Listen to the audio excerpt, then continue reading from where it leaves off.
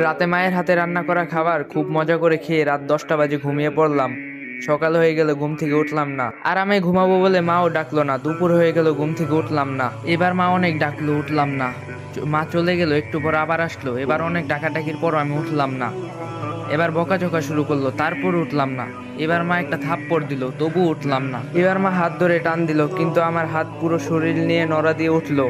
শরীর আমার পাথর নয়, পুরো শক্ত হয়ে গেছে। মা কিছু না বলে চুপ করে রুম থেকে বাবাকে ডেকে নিয়ে আসলো, কিন্তু বাবা আমাকে অনেক ডাকার পরও আমি উঠলাম না। এবার বাবা চোখের পানি ফেলে দিয়ে বলল, উঠে আয়, তোকে আর কোনোদিনও কিছু বলবো না।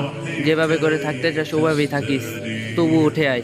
তোকে আজকে আমি ল্যাপটপ কিনে দেব। আমি অবাক হয়ে দেখছি বাবা এত করুণা করে আমাকে কোনোদিনও বলে নাই, অথচ আজ বলছে।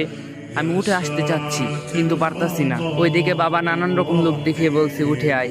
একটু পর আমার বাড়িতে অনেক মানুষ চলে আসলো। ওইদিকে মা অনেক কান্না করতেছে, মাকে কেউ সান্ত্বনা দিচ্ছে, কেউ বাবা